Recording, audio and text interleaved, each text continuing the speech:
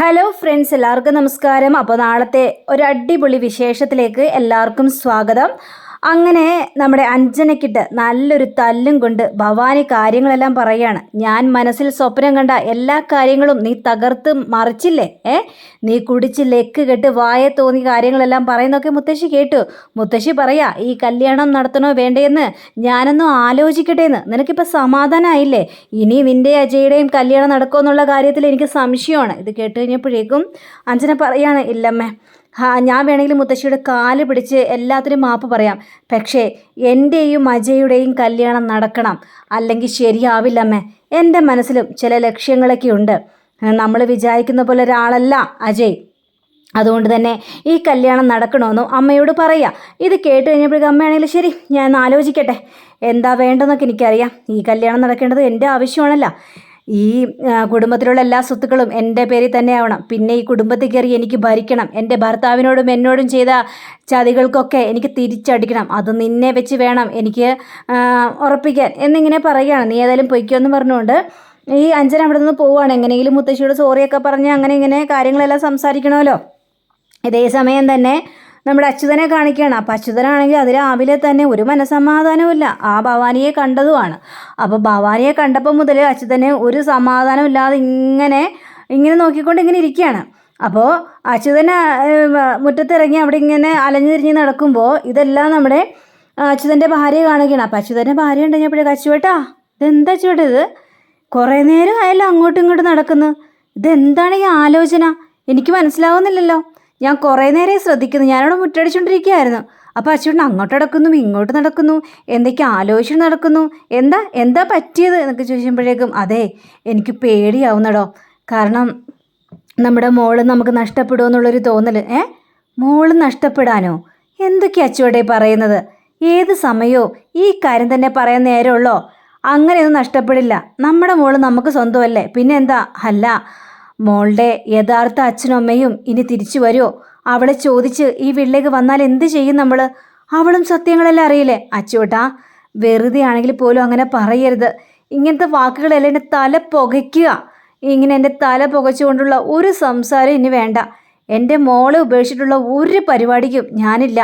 എനിക്കിനി ആ സംസാരം കേൾക്കേ വേണ്ട അച്ചുവേട്ടാ എന്നും പറഞ്ഞുകൊണ്ട് നമ്മുടെ അമ്മ അവിടെ കയറി പോവുകയാണ്. അപ്പോൾ ഇവരുടെ ഭർത്താവ് ചെറുതായിട്ടൊന്ന് ശ്രദ്ധിക്കുന്നുണ്ടായിരുന്നു ഭൂമി.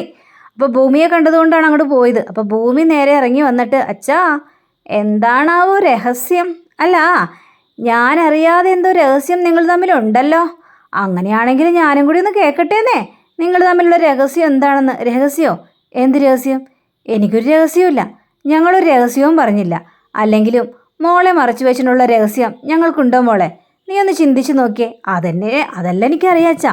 പക്ഷേ ഞാൻ വന്നപ്പോൾ എന്തൊക്കെയോ സംസാരിച്ചുകൊണ്ട് നിൽക്കുന്നുണ്ടായിരുന്നു, അതുകൊണ്ടൊക്കെ ചോദിച്ചാണ്. അല്ല, അതൊക്കെ പോട്ടെ. ഞാനൊരു കാര്യം ചോദിക്കട്ടെ മോളെ. മോള് ആ വീട്ടിൽ പോയില്ലായിരുന്നോ? അപ്പോൾ ഒരു കൊച്ചിൻ്റെ ഫോട്ടോ ഒക്കെ കണ്ടെന്ന് പറഞ്ഞില്ലേ? എന്താ ഇപ്പം അവരവിടെയൊന്നുമില്ലേ? അച്ഛാ, അതൊരു ട്വിസ്റ്റല്ലേ അച്ഛാ. ഞാനേ ഒരു സ്വപ്നം കണ്ടച്ചാ. സ്വപ്നം കണ്ടത് ആരാണെന്നറിയാവോ? ആ സത്യൻ സാറില്ലേ, സത്യ സാറിൻ്റെ ഭാര്യയെയും മകളെയും. അതെന്താ അങ്ങനെ ഒരു സ്വപ്നം കണ്ടെന്ന് എനിക്ക് മനസ്സിലാവുന്നില്ല. ആ അമ്മയാണെങ്കിൽ ആ മകളെ എടുക്കുകയും താരാട്ട് പാടുകയും ഉറക്കുകയും ഒക്കെ ചെയ്യുന്ന സീനുകളാണ് ഞാൻ കണ്ടത്. ഉറക്കത്തിൽ ഞാൻ പെട്ടെന്ന് ഞെട്ടി എണീറ്റ് വെച്ചാ. എന്ത് സംഭവിച്ചെന്ന് പോലും അറിയില്ല. അല്ല, അവർക്ക് എന്ത് സംഭവിച്ചു എന്ന് ചോദിച്ചപ്പോഴേക്കും സത്യൻ സാറ് പറഞ്ഞതേ അവരെ കാണാതെ പോയെന്നാ. ആ മകളെയും കാണാനില്ല, അമ്മയെയും കാണാനില്ല. എങ്ങോട്ട് പോയെന്ന് പോലും സത്യൻ സാറിന് അറിയില്ല. ഒരുപാട് അന്വേഷിച്ചു അത്രേ. എന്നിട്ടും അവരെ കണ്ടെത്താൻ പറ്റിയില്ലെന്നാ സത്യൻ സാറ് പറഞ്ഞത്. സാറിൻ്റെ വർത്തമാനം കേൾക്കുമ്പോഴേ ആകെ സങ്കടം തോന്നി. നല്ലൊരു അമ്മയും നല്ലൊരു കുഞ്ഞു മോളുവാ. എന്ത് രസമെന്നറിയാം അവരെ കാണാനായിട്ട് എന്നിങ്ങനെ ഭൂമി പറയാം. അപ്പോൾ ശരി അച്ഛൻ, ഞാൻ ഒന്ന് പോയിട്ട് വരട്ടെ എന്നും പറഞ്ഞുകൊണ്ട് അങ്ങോട്ട് പോവാണ്. അപ്പോൾ ഇതും കൂടി കേട്ട് കഴിഞ്ഞപ്പോഴേക്കും നമ്മുടെ അച്യുതനെ തല കെട്ടെന്ന് അങ്ങോട്ട് പെരുക്കാണ്. എന്ത് ചെയ്യണമെന്നറിയാൻ പാടില്ലാത്തൊരവസ്ഥയാണല്ലോ. അങ്ങനെ ഭൂമി പോകുന്നതിന് മുമ്പ് തന്നെ ഭൂമിയുടെ ആ കഴുത്തിൽ കിടന്നേച്ച മാല എടുത്ത്, അച്ഛാ ഇനിയിപ്പോൾ ഇത് വേണ്ടല്ലോ, അച്ഛൻ പിടിച്ചോ എന്ന് പറഞ്ഞുകൊണ്ട് ആ മാല എടുത്ത് കയ്യിലേക്ക് ഊരി കൊടുക്കുക. അപ്പോൾ ആ മാലയും അച്യുതൻ ഓർക്കുകയാണ്. കാരണം ഈ കൊച്ചിനെ കിട്ടിക്കഴിഞ്ഞപ്പോഴേക്കും ആ മാല ഈ കൊച്ചിൻ്റെ കഴുത്തിൽ തന്നെ ഉണ്ടായിരുന്നു. ആ ഒരു സംഗതിയും കൂടി അച്യുതൻ മനസ്സിലിങ്ങനെ ആലോചിക്കുകയാണ്. ഇനിയിപ്പോൾ ആ മാല കണ്ടായിരുന്നെങ്കിൽ ശരിക്കുള്ള അടയാളമാണത്, അത് ശരിക്കും അറിയാം. അതേ സമയം തന്നെ നമ്മുടെ തറവാട്ടിൽ കാണിക്കുകയാണ്. അപ്പോൾ തറവാട്ടിലാണെങ്കിൽ അഞ്ജനയ്ക്ക് എങ്ങനെ മുത്തശ്ശിയുടെ മുഖത്ത് നോക്കണം എന്ന് പോലും അറിയില്ല. അങ്ങനെ അമ്മ പറഞ്ഞു വിടുകയാണ്, നീ ചെല്ല്, നീ മുത്തശ്ശിയോട് മാപ്പ് പറ, അല്ലെങ്കിൽ ചിലപ്പോൾ നമ്മൾ ഇവളോട് താമസം മതിയാക്കേണ്ടി വരും. അതുകൊണ്ട് നിനക്ക് ഡൽഹിയിലേക്കും പോകേണ്ടി വരും. നമ്മൾ ആഗ്രഹിച്ച കാര്യങ്ങളൊന്നും നടക്കില്ല. അതുകൊണ്ട് നീ പോയി മുത്തശ്ശിയോട് മാപ്പ് പറ. ശരിയമ്മേ, ഇപ്പം ഏതായാലും ആ തളയുടെ കാല് പിടിച്ച് മാപ്പ് പറഞ്ഞിട്ടല്ലേ കാര്യമുള്ളൂ, നമ്മുടെ കാര്യങ്ങൾ സാധിക്കണ്ടേ എന്നും വിചാരിച്ച് അഞ്ജന നേരെ മുത്തശ്ശിയുടെ അടുത്തേക്ക് ചെല്ലുകയാണ്. മുത്തശ്ശി എന്ന് പറഞ്ഞിട്ട് വിളിക്കുകയാണ്. എന്തിനാ വന്നിപ്പോൾ ഇങ്ങോട്ട് സംസാരിക്കുന്നത്? ഇന്നലെ എന്തൊക്കെയാണ് കുട്ടി നീ കാണിച്ചു കൂട്ടിയത്?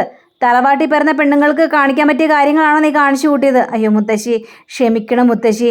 ഡൽഹിയിലായിരുന്നു കഴിഞ്ഞപ്പോഴേക്കും കൂട്ടുകാരോടൊപ്പം കൂടി എന്നെക്കൊണ്ട് കൂട്ടുകാരൊക്കെ ഇങ്ങനെ കുടിപ്പിക്കുമായിരുന്നേ. ആ സമയത്ത് എനിക്ക് ഇവിടെ വന്നപ്പോഴും അതെനിക്ക് കൺട്രോൾ ചെയ്യാനായിട്ട് പറ്റിയില്ല. ഞാൻ അറിയാതെ ഒന്ന് മതിമറന്ന് അങ്ങനെ പോയതാണ് മുത്തശ്ശി. മുത്തശ്ശി എന്നോട് ക്ഷമിക്കണം. ഞാൻ ഇന്നലെ എന്തൊക്കെയോ പറഞ്ഞ കാര്യങ്ങളെല്ലാം കാണിച്ചു. എനിക്ക് എന്താണെന്ന് പോലും ഇപ്പോൾ ഓർമ്മ കിട്ടുന്നില്ല. ഞാൻ അങ്ങനെ ചെയ്യാൻ പാടില്ലായിരുന്നു മുത്തശ്ശി. അതിൻ്റെ പേരിൽ മുത്തശ്ശി എന്നോട് പിണങ്ങരുത് എന്നും പറഞ്ഞുകൊണ്ട് കാൽക്കൽ വീഴുകയാണ്. എനിക്കൊരു എക്സ്ക്യൂസസും കേൾക്കേണ്ട ആവശ്യമില്ല. അജയെ കൊണ്ട് നിന്നെ കല്യാണം കഴിപ്പിച്ച് കഴിഞ്ഞിട്ടുണ്ടെങ്കിൽ ലാസ്റ്റ് ഇങ്ങനൊരു സംഭവം ഉണ്ടായാൽ എന്ത് ചെയ്യും? അജയ് ഞങ്ങളോട് ചോദിക്കില്ലേ, എൻ്റെ ജീവിതം തകർത്തില്ലേ മുത്തശ്ശി എന്ന് പറഞ്ഞുകൊണ്ട്?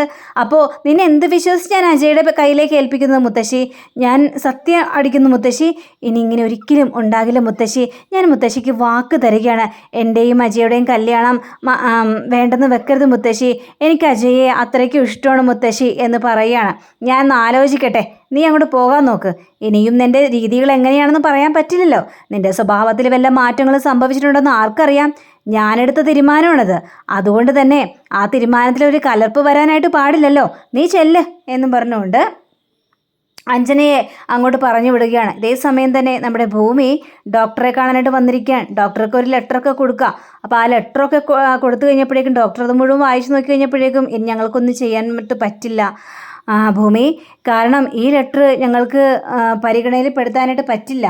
ഈ ലെറ്റർ നിങ്ങൾ തന്നെ വെക്കുന്നതായിരിക്കും നല്ലത്. നിങ്ങളെ ഞങ്ങൾക്ക് മനസ്സിലാക്കാൻ പറ്റും, രോഗിയുടെ അവസ്ഥയും മനസ്സിലാക്കാനായിട്ട് പറ്റും. പക്ഷേ ഈ ലെറ്റർ കൊണ്ട് ആരും പരിഗണിക്കാനായിട്ട് പോകുന്നില്ല ഭൂമി എന്ന് പറയുകയാണ്. ഇത് കേട്ടതും ഭൂമി ആകെ തളർന്ന് വല്ലാത്തൊരവസ്ഥയിലായി പോവുകയാണ്. എൻ്റെ അച്ഛനെ എങ്ങനെ രക്ഷിക്കും ഡോക്ടർ?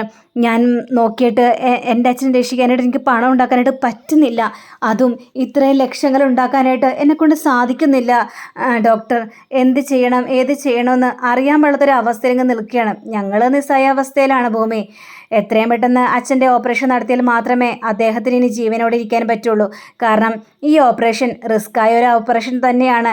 ഇതിൻ്റെ കാര്യങ്ങളൊക്കെ ഞാൻ വ്യക്തമായിട്ട് തന്നെ ഭൂമിയോട് പറഞ്ഞതാണല്ലോ. ഇത് കേട്ട ഭൂമി ആകെ ഞെട്ടി നിൽക്കുകയാണ്. ഇനി നാളെ എന്താണ് സംഭവിക്കാനായിട്ട് പോകുന്നത് ഇതൊക്കെ അറിയാനായിട്ട് നാളത്തെ എപ്പിസോഡ് എല്ലാവരും തീർച്ചയായിട്ടും കാണണമെന്നും പറയാണ്. അപ്പോൾ എല്ലാവർക്കും നല്ലൊരു ശുഭദിനം ആശംസിച്ചുകൊണ്ട് തന്നെ നന്ദി, നമസ്കാരം. Thank you. See you. By.